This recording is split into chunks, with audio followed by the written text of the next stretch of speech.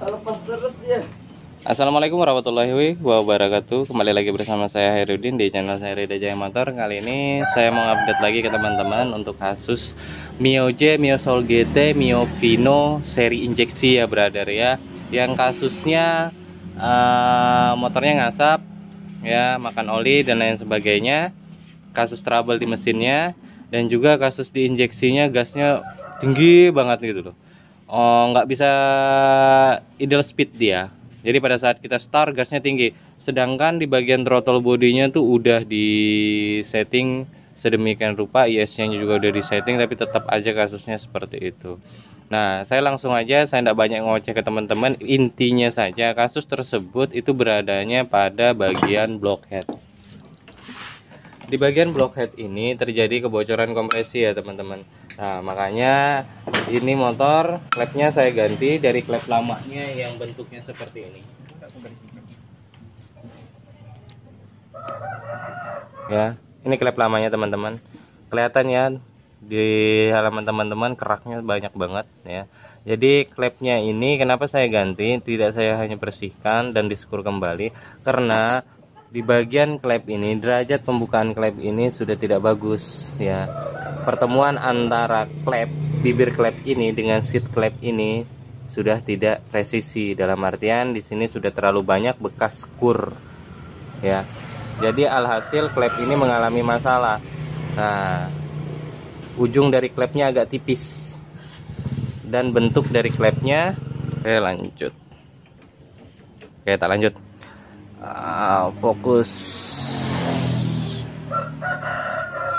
Oke, kelihatannya teman-teman ya, ujung dari sininya tipis sekali ya.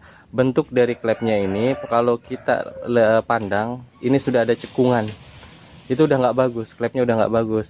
Walaupun kita skur sedemikian rupa, itu tetap akan menimbulkan efek kebocoran. Kalau ada kebocoran kompresi itu tidak akan normal kalau untuk di Mio J. Kenapa? Karena ISC itu bekerja berdasarkan tekanan intake dari manifold ya. Tekanan intake manifold, dia bekerja berdasarkan itu. Makanya akselerasinya nggak akan stabil walau bagaimanapun. Walau injeksinya sudah kita perbaharui sedemikian rupa, tidak akan stabil. Karena ada kebocoran kompresi ya. Dan pembakaran yang tidak sempurna karena efek dari asap yang banyak, efek dari kebocoran oli, kebocoran dari ring piston dan seal klep, itu menimbulkan efek hasil pembakaran yang tidak sempurna ya. Itu jadi walaupun kita mau setting injeksinya itu sedemikian rupa, kalau di bagian mesin ini kita tidak perbaharui, kita tidak perbaiki, itu tidak akan maksimal. Makanya di bagian komponen-komponen mesinnya kita harus perbaharui dulu, terutama di bagian klep ya. Di bagian blockheadnya, untuk skur klepnya kita pastikan skur klep kita hasilnya maksimal, hasilnya bagus, tidak ada porosity ya, tidak ada celah kebocoran kompresi ya. Pistonnya juga kita ganti dengan yang baru. Oke, pistonnya kita ganti dengan yang baru, yang ori. Untuk bloknya saya menggunakan blok shock ya teman-teman ya. Saya tidak menggunakan blok ori, saya menggunakan blok shock karena lebih murah harganya. Kalau diganti blok ini kan mahal, karena untuk khusus untuk Mio J, seri Mio J, Mio Soul GT itu tidak bisa dikolter. Tapi jika blok yang lama ini kita pasangkan liner baru, liner besi yang baru, terus di shock ya, ini bisa dikolter ya. Kita menggunakan piston yang saya gunakan ini piston Jupiter Jet1, itu bisa PNV untuk masuk ke Mio J, Soul GT, Mio Vino, itu bisa masuk, bisa dicocokkan ya teman-teman ya. Jadi tidak harus menggunakan piston bawaan dari Mio J untuk seri Mio J ya. Kalau piston dari bawaan Mio J itu cukup mahal harganya, makanya kebetulan yang punya ini sudah saya konfirmasi untuk meminimalis biayanya, makanya kita lakukan shock block aja, kita nggak ganti blok ori dengan piston ori. Oke. Nah, terus untuk di bagian noken asnya, di bagian noken asnya pada saat kita buka, kita cek dulu bearing noken as ini masih bekerja dengan baik atau tidak. Nanti takutnya kalau bearing noken as ini oblak, itu akan menimbulkan efek kasar yang luar biasa teman-teman ya. Cuman gara-gara bearing ini efek kasarnya luar biasa, jadi kita harus melakukan pengecekan juga pada bearing noken as ya. Untuk klep tadi sudah saya jelaskan, dan bagian temlar juga kita lakukan pengecekan. Ini ada roll temlarnya, kita perhatikan baik-baik apakah ada benjol atau suara kasar pada saat kita putar seperti ini. Kalau tidak ada berarti dalam kondisi normal ya. Lanjut kita untuk ke bagian throttle. Oke, ini untuk throttle bodinya. Throttle bodinya seperti biasa teman-teman ya. Untuk seri Yamaha itu setting ISC sama. Di video saya sebelumnya saya udah jelaskan sedetail mungkin tentang setting ISC seperti apa, cara membersihkan ISC seperti apa. Ya, ini tadi yang saya bilang ISC tadi bekerja berdasarkan dari tekanan ya, tekanan manifold ya. Karena ini mengarahnya ke intake manifold ya. Jadi apabila ada masalah di sana, ada tekanan kompresi yang kurang, pembakarannya tidak maksimal, pembakarannya menimbulkan menimbulkan efek sisa pembakaran dalam bentuk bahan bakar CO2 ya, terlalu banyak kandungan CO2-nya, itu akan menimbulkan efek dari gasnya. Jadi putarannya terlalu tinggi. Bahan bakarnya akan masuk kembali dan masuk kembali ke bagian atas. Bahan bakarnya akan masuk kembali ke bagian atas dan masuk kembali ke intake manifold di bagian atas. Ujung-ujungnya bahan bakarnya akan terulang kembali. Jadi suplai bahan bakar berlebih tadi menimbulkan efek gasnya naik sendiri. Gasnya naik sendiri. Jadi mau ISC ini mau disetting sedemikian rupa sebagaimanapun itu tidak akan bisa maksimal apabila masih ada kebocoran kompresi di dalam ruang bakar. Itu intinya. Jadi teman-teman bagi yang tidak paham dengan penjelasan saya bisa chat saya. Apapun kasusnya di Mio J Soul GT, Mio Vino yang seri injeksi, saya akan jelaskan sedetail mungkin solusinya seperti apa ya. Alat-alat yang bermasalah seperti apa, yang punya presentasi yang paling banyak ya, punya presentasi yang mendekati, yang harus dilakukan pergantian, yang harus dilakukan perbaikan, itu akan saya jelaskan sedetail mungkin sama teman-teman ya. Jadi kalau percuma kalau video itu bongkar pasang dan lain sebagainya, kalau teman-teman juga nggak paham ya percuma ya kan. Teman-teman harus paham dengan cara teman-teman chat saya, komentar di video saya tentang apa kasusnya, seperti apa kasusnya, saya akan bantu. Intinya berkaitan masalah Mio J, injeksinya pun saya akan bantu ya. Tidak hanya bermasalah di bagian mesin saja ya. Ada timbul efek bunyi dari sebelah sini ya teman-teman ya, dikira tadi bearing crankshaftnya kena bro, bagian dalam mahal dan lain sebagainya. Taunya hanya one way starternya aja yang oblak. One way starternya oblak karena pemasangan yang tidak presisi mengakibatkan efek bunyi yang luar biasa ya. Analisa-analisa yang salah, tidak sesuai dengan pengalaman, tidak sesuai dengan hitung-hitungan matematikanya pada teknik, itu akan menimbulkan efek biaya yang luar biasa teman-teman ya. Ini pengalaman buat teman-teman semua pengguna motor dimanapun Anda berada. Anda harus hati-hati dalam mendengarkan penjelasan seorang mekanik. Takutnya ada manipulasi untuk menambah biaya, menambah budget yang tidak seharusnya teman-teman keluarkan. Oke? Nanti saya lanjut pada saat setelah saya rakit, saya akan lanjut saya jelaskan untuk sistem injeksinya, sistem pemasukan udara dan injeksinya seperti apa, dan penyakit-penyakitnya seperti apa, saya akan jelaskan kembali ke teman-teman. Oke. Oke bro, saya lanjut sedikit penjelasan untuk masalah pemasangan dari ring piston ya. Oke. Untuk posisi pemasangan dari ring piston itu perlu di teman-teman perhatikan, jangan sampai salah, karena kalau ada kesalahan dari pemasangan ring piston ini menimbulkan efek pada saat motor sudah dipasang, itu akan menimbulkan efek asap ya, dan tidak akan lama digunakan akan berasap kembali, ngepul lagi, turun lagi ya. Kesalahan dari pemasangan ring piston. Ya ingat, pada saat kita pasang ring piston kita juga perlu pasang locknya. Pastikan lock ring piston yang dalam bentuk ring itu betul-betul masuk presisi ya. Masuk ya, presisi ini. Oke. Ya, presisi dia masuk ke dalam. Pastikan juga jangan sampai ini tidak pas pada locknya ya. Oke.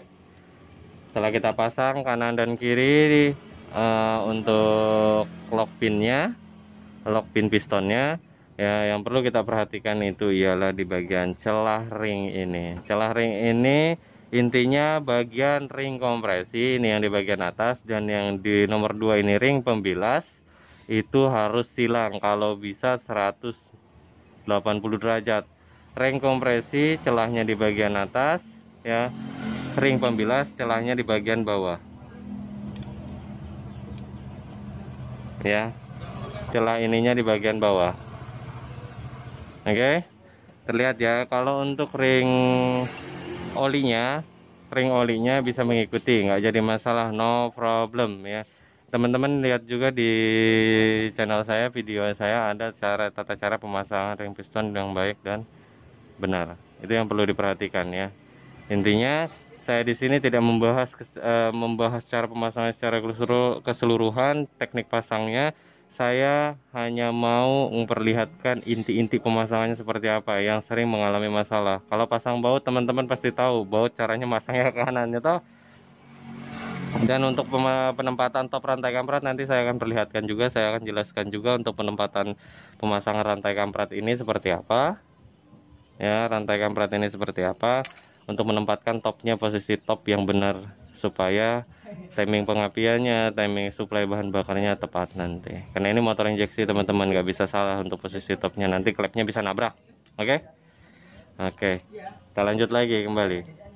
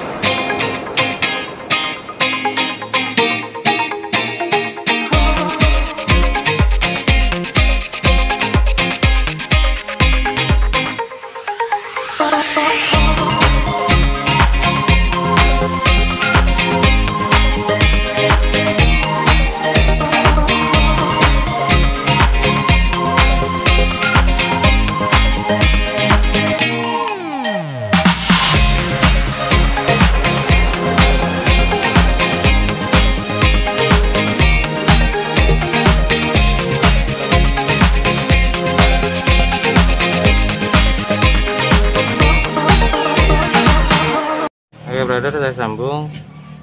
Untuk posisi topnya di bagian blok magnetnya itu ada tanda garis ya, itu dipastikan lurus dengan titik ini ya. Oke, fokus perhatikan ya. Oke, intinya lurus.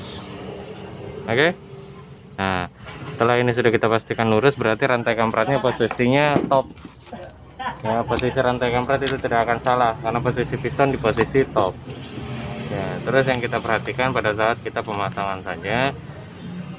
Oke, fokus. Oke. Ini ya, posisi ini lagi yang kita perhatikan.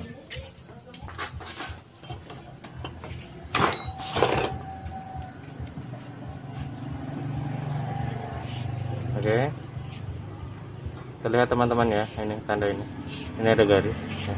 Posisi garisnya betul-betul ketemu di bagian ini, titik ini ya. Itu menandakan bahwa noken as ini posisi bebas dan posisi top. Nah, kita pasang aja. Apa yang habis, Lek? Dan di sini nggak cukup.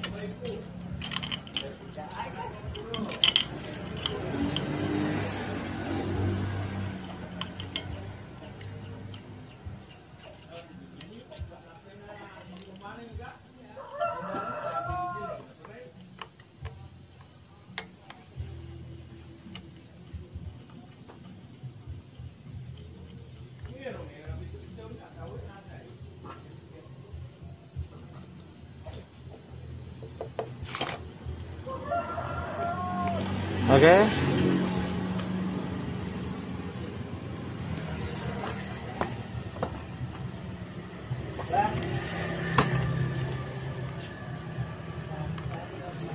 terlihat ya, ini garisnya ketemu dengan garis yang ada di dalam. Kamera saya nggak bisa lebih fokus lagi ya. Oke, itu dia. Ini garis di bagian dalam sama garis di gigi sentriknya itu lurus, dengan juga di bagian magnetnya lurus. Sudah bisa kita pastikan bahwa ini posisi top dan tidak akan salah pemasangan topnya ya. Oke, tidak akan pernah nggak bisa salah. Dan posisi rantai kampret kita mentokkan ke atas, tek. Nah, baru kelihatan bagian topnya ya. Oke, nanti sebelum kita kencangkan baut 12 ini, kita harus pasang dulu stut rantai kampretnya. Supaya apa? Supaya gigi kampretnya nggak loncat. Kalau loncat nanti takutnya aus atau bengkok.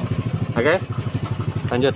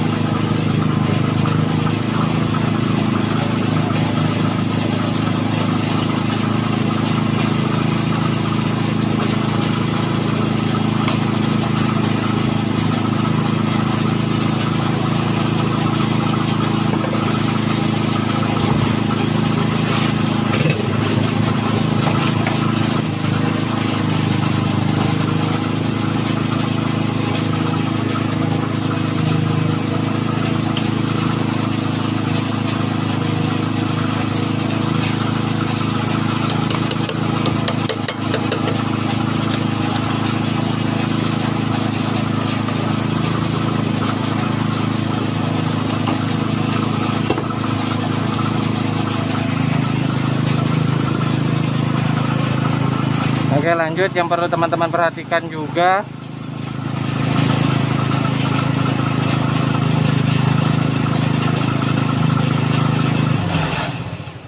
oke lanjut ya. Yang perlu teman-teman perhatikan juga celah klep ya, celah klep. Untuk penyetelan klep ya, itu celahnya 0,05 atas bawah 0,05. Tapi kalau standar perasaan bisa kita gunakan. Kalau nggak punya puller gig bisa, tapi kalau punya puller gig ya dipakai puller gignya teman-teman ya. Kenapa? Karena dengan posisi klep ini baru ya, posisi klep baru itu bisa kita pakai celah standarnya itu 0,05. Tetapi kalau posisi ini motor minta setelkan klep tetapi tidak kita turunkan mesinnya, kita ganti klepnya, otomatis kita harus ngambil celah yang agak renggang. Takutnya klepnya terganjal dengan temlar dan menimbulkan efek kompresinya loss. Oh ya bro, lanjut ya. Ini kan longgar nih. Nah baru kita lakukan penyetelan klep.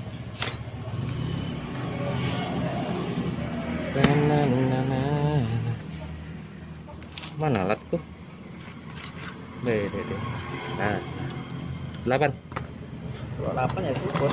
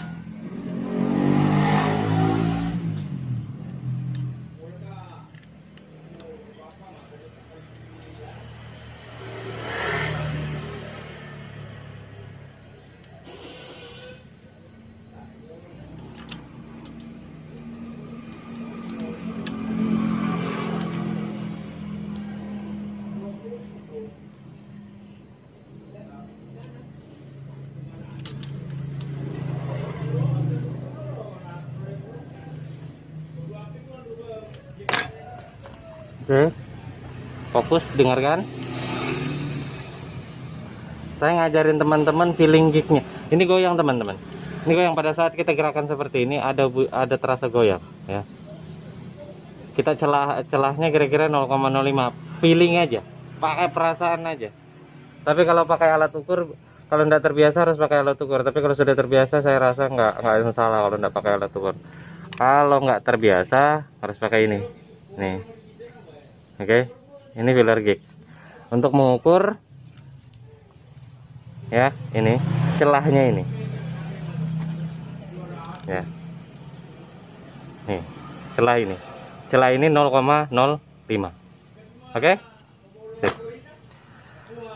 Kita pastikan topnya. Kalau sudah topnya sudah benar, ya.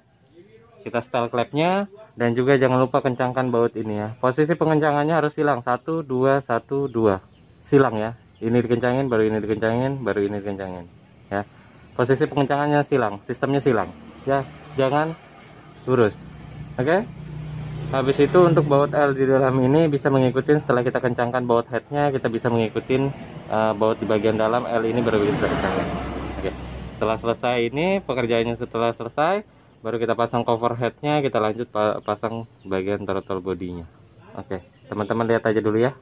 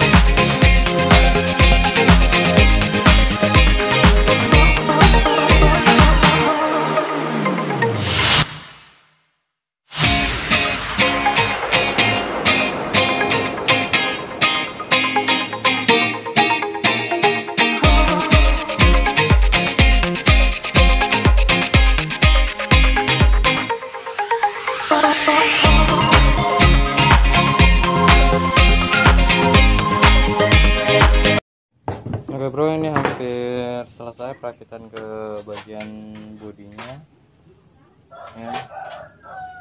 Nanti selesai perakitan ke bagian bodinya udah selesai, kita pasang aki di sini, baru kita tes run sambil saya jelaskan untuk trouble-trouble yang ditemui pada motor MIOJ dan seperti apa cara mengatasinya, sambil saya jelaskan lagi, saya tambahkan lagi supaya teman-teman lebih paham ya. Jangan lupa diganti olinya yang baru ya bro ya, filter udaranya diganti yang baru, jangan lupa ya. Jangan pakai oli bekasnya, oh masih bagus, jangan. Kalau habis turun mesin ganti olinya dengan yang baru, dan filter udaranya pasti diganti dengan yang baru, plus businya juga ini diganti dengan yang baru seperti yang ada teman-teman lihat tadi. Oke, ini proses pemasangan knalpot. Setelah pemasangan knalpot baru kita masukkan oli barunya, pasang filter udaranya, baru tes running. Oke, tunggu sebentar ya teman-teman. Oke, lanjut, hidupkan.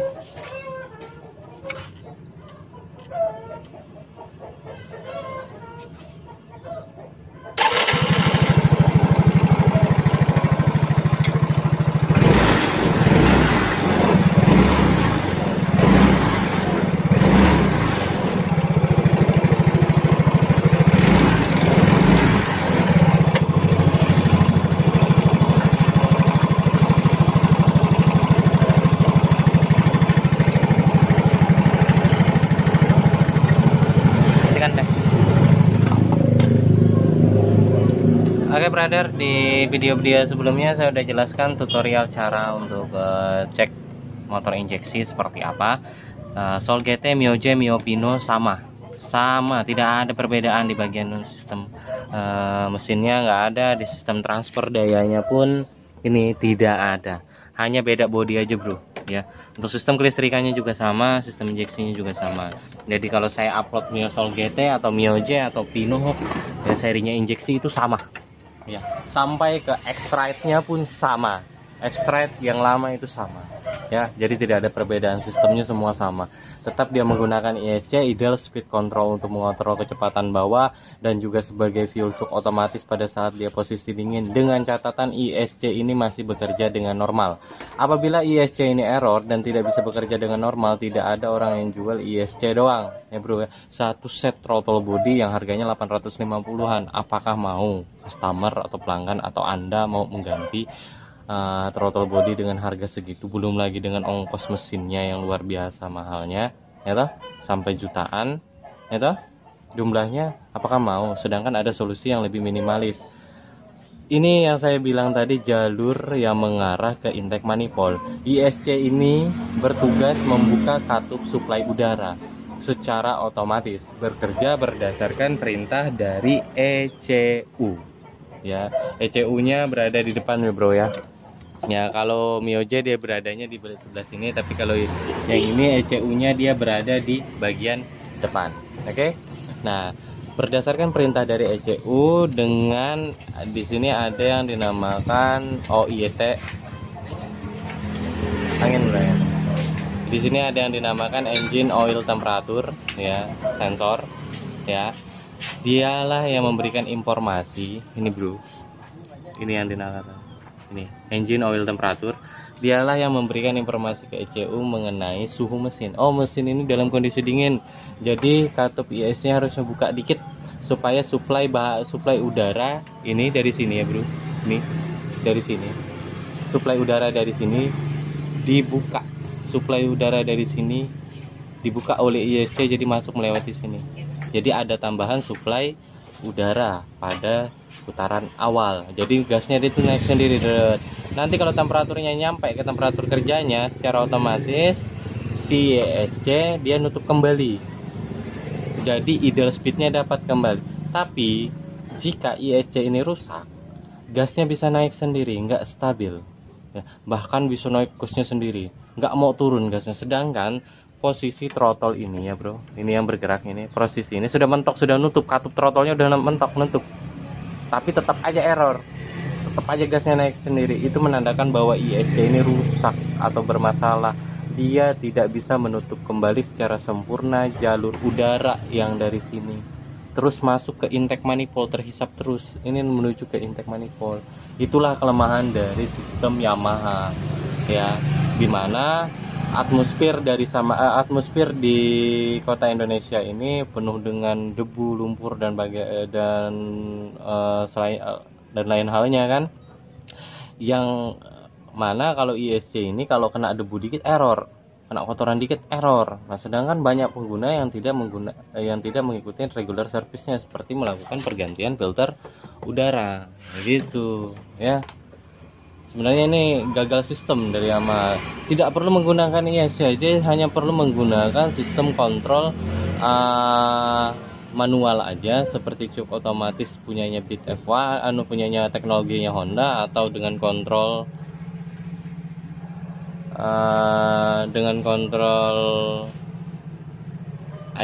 air adjuster di sini untuk mengontrol idle speednya. Sudah, tidak perlu pakai ISC. ISC ini yang banyak dikeluhkan semua pengguna Yamaha, terutama Matic yang serinya Mio J.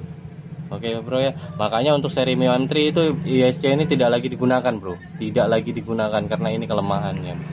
Jadi untuk ngakalinya cukup caranya, kalau ini rusak, jalur ini diplak, tapi jangan diplak jangan diplak semuanya, plak sedikit saja, diplak terus dilubangin sedikit di plaknya supaya masih ada jalur udara di sini. Jadi hasilnya tadi hidupkan.